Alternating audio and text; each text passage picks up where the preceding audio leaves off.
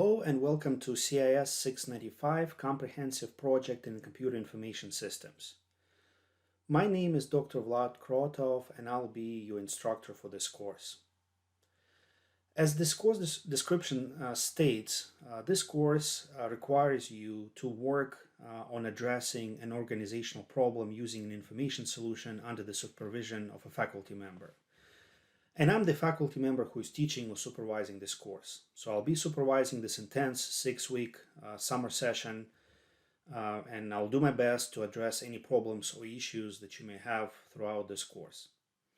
Now, before I say anything else, I would like to emphasize that this course is not meant to be a replacement for the course syllabus or any other materials that you have to go through in the introductory module. So this video is basically to help you get started with this course, to give you a brief overview of the course requirements, and most importantly, to show you how to get started with this course and how to proceed through this course.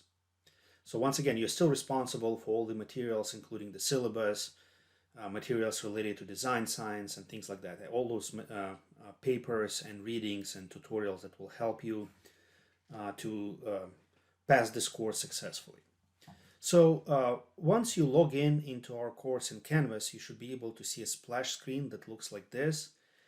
And just like this button says, you need to get started with this course by pressing here. So this is the introductory module. I think I refer to this module using several names. Module 0 is one of those names. Getting started module, and also start here module. But anyways, once you click on that button, you'll go to this page, and this is where it all starts. Now, since you're watching this video, it means you're already on this page. So viewing this video requires you watching this video introduction, that video course welcome right here. So just like all other modules, here you see the main objectives for this introductory module. After completing all the materials in this module, you should be able to recognize who is the instructor behind this course, which is me. I'm also asking you to look at the research interests and expertise of other faculty members in the Computer Science and Information System department. If you need a particular set of expertise, I encourage you to reach out to those faculty and seek their help, seek their advice. I mean, I think most of our faculty are more than willing to do that. The only limitation, of course, is that during summer, some faculty may not be easily available due to travel or simply because they're taking some time off. So we're going to talk about the syllabus, some of the key rules. Also, I will ask you to go through those important MSU policies that are not directly related to this course, but nevertheless impact every course that we teach. I will also bring your attention to minimal technical requirements and skills. I'll show you where to look it up, and then I will also show you where to locate course Q&A. So this is how you get started with this course. First of all, read my bio right here. So you don't have to remember everything in that bio. You won't be tested over it. Just please make sure you remember my name. The reason I'm asking you to look at my bio and also my research profile on Google Scholar and ResearchGate is that if you're doing something that I'm knowledgeable in, then I'll be able to give you like content-specific advice or opinion, right? However, if you're doing, and again, you don't have to do something that overlaps with my interest, but just keep in mind, if it does overlap, I can assist you with some ideas, help you brainstorm. However, if you're doing something that is not related to my areas of expertise, something I know nothing about, then unfortunately, I won't be able to give you like a meaningful advice, beyond just doing a quick Google search and trying to learn about that topic myself. So for example, if you're doing anything related to baseball, I don't know anything about baseball. Like if you're developing an information system solution for a baseball team, I don't know much about the game of baseball. I just have very vague understanding of what's happening on the field, have very limited terminology in that sport. So unfortunately, I won't be able to do like any kind of meaningful analysis or brainstorming with you in relation to a topic like that. So yeah, read the course welcome page. It will bring you right here to the course introduction. So it will still have that it will still have this video, and then it will talk about main learning objectives, the course map, where resources came from, some references. So that's like a very high level course overview page. Now, you will have to spend quite a bit of time on the course syllabus that outlines the main requirements, the main deliverables for this course. So please read every section of the syllabus. I'm not going to go through every section here. There are a couple of things that I would like to emphasize here. Number one, this is an intensive 6-week course, so you need to be very focused. Things will go very fast, so you need to start working hard on your project from day one of the session, or even before that. I'm releasing this course prior to the official start of the session, so please start working as soon as you can, because we also have deadlines with grade submissions and our own reporting. So sometimes I just I'm willing to extend deadlines, I'm willing to help people out, but I just cannot, because if I do that, then somebody will punish me, get on my case, right? So overall, I'm trying to do like my best to comply with deadlines and rules of the university. So I don't want to violate those rules myself when I'm telling my students not to violate those rules. So keep in mind, it's a 6-week course. Number two, I would like to tell you that if you want to contact me in relation to this course, the best way to do it is to send me a Canvas email. If you use my Murray State account to send me an email, I cannot prohibit you from doing that. But I get so many emails from so many people, and your email may get lost and all that, what I call organizational spam, right? So, but if you send me an email through Canvas inbox, then yeah, maybe somewhat late in respond. I may not respond immediately, but at least your email will be logged. I will know which course it's related to, and eventually I'll get there. So the chances that your email will get lost if you use that email feature in Canvas are very minimal. So yeah, make sure you read the syllabus, every section, because I think all of those sections are important. Take a look at the student services and resources available to students at MSU. Take a look at some of the most important university policies. Familiarize yourself with learning tools used in this course, but this course is relatively unsophisticated when it comes to technology. We're just using Zoom, Canvas, YouTube, something that I'm sure you've used many times before. So read about minimal technical requirements for this course. So after going through those policies, I'm asking you to participate in your first discussion thread assignment. This is the so-called introductions discussion thread. Just introduce yourself and welcome other people to this course. We have a few discussion assignments in this course, and usually if it's in like an open discussion like that, it will be graded using this online discussion grading rubric. And one of the most important requirements for that rubric is that you need to respond to a particular thread and then respond to at least one other peer, right? So you're not going to get full credit unless you respond to at least one person in the discussion thread.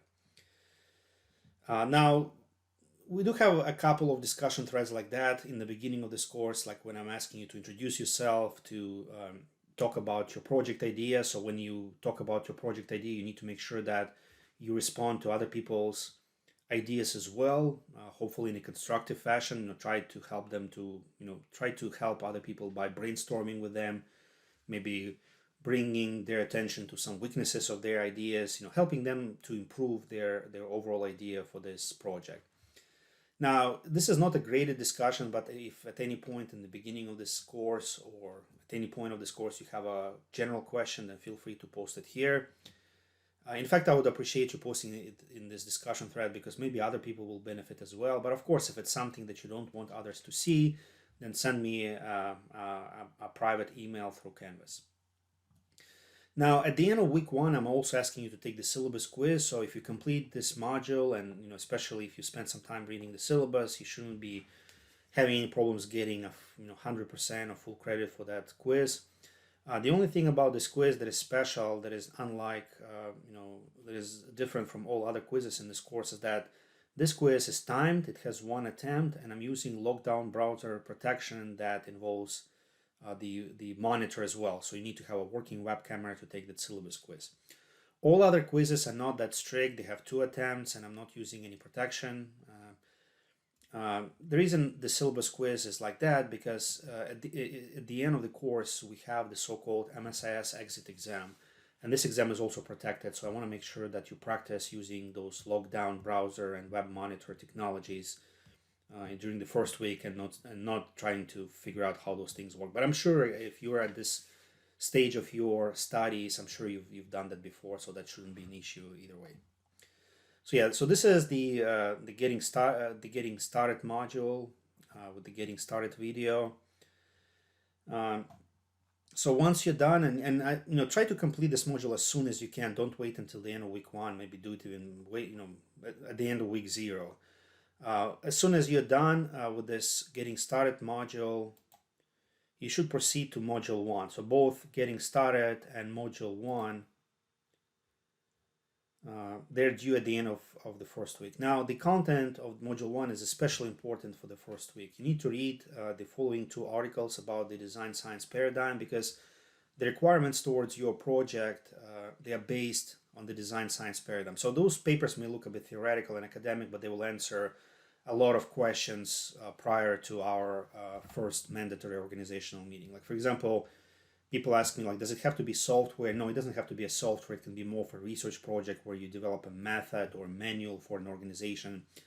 As long as your solution addresses an important organizational problem within that information systems paradigm. So what I mean by that, there needs to be a solution involving an information system, either in the form of actual software or some kind of methodology or manual, maybe even research outcome.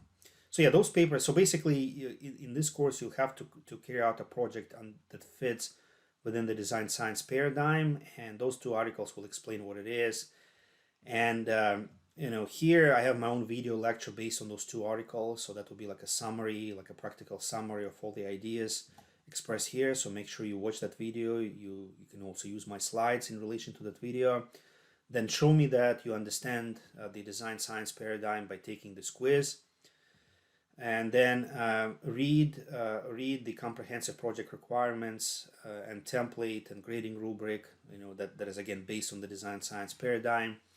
And then once you know the paradigm within which we are working, once you know the actual practical requirements, please discuss your idea for a comprehensive project for this course here. So once you post, I'll try to be very responsive. I'll try to be very quick to respond. Once you post your idea here, I will try to respond in the same discussion thread by kind of saying, look, I don't understand this, or I may say, I like your idea, or I will say, like, you need to narrow it down, you need to refine something.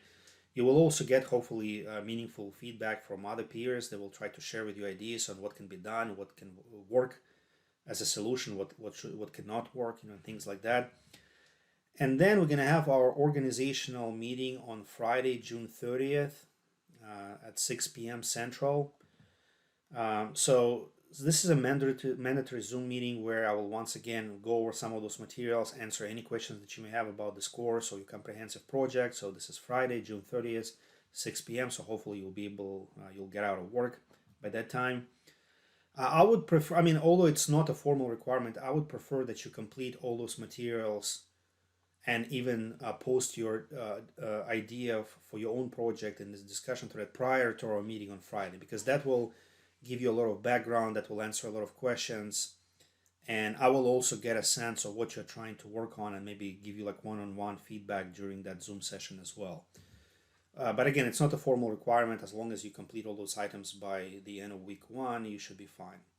So yes, our organizational meeting will be in Zoom. Try to complete all those articles, and then at the end of the week, there's a formal requirement to submit your idea summary. So basically, you will already have your summary here. It will be like brief. Maybe here you will expand on it a little bit and then submit like an expanded version of your idea summary here by the end of week one.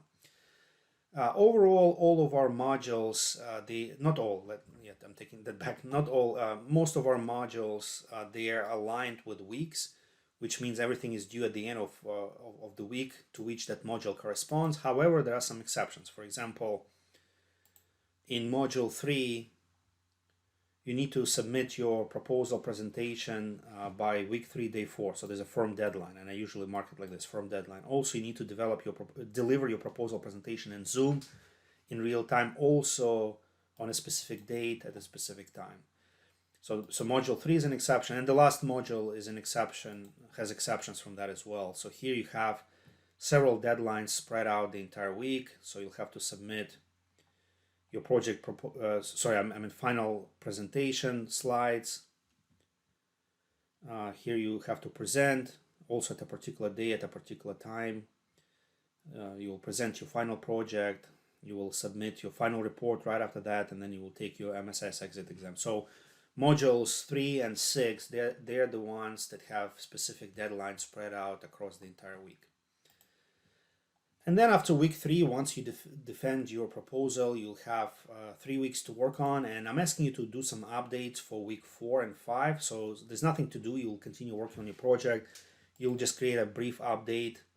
You'll tell me what you have done, what you're planning to do next week, and whether you're facing any issues or problems. So you'll do that for week 4 and 5. And that counts as course participation. If you're good at communicating your progress and seeking out help if you need to, then that will increase your participation grade. Again, in conclusion, I would like to say that I'm the faculty supervisor for this course, but the thing is, people who take this course usually have a diverse set of skills and experience, and they're doing so many things, and there's no way I can be an expert in all of those topics and solutions that they're working on. So I'm more of like a manager of this course. I mean, I'll try to point you to the right direction if you get stuck. Unfortunately, I don't know everything. Obviously, I don't have expertise in every area, in every methodology, in every technology. So maybe I'll try to refer you to some of our faculty who may have that expertise. But largely, this is your own project. I mean, this is something that you'll have to deliver, something that you have to be focused on, something that you will do most of the work on, and not the faculty supervisor or anything else. So again, that completes my introduction to CIS695. I wish you best of luck in this course. Feel free to post your questions to the course Q&A discussion thread, or send me a Canvas email if you have any questions or if you need any help getting started. So thank you, and once again, best of luck with this course.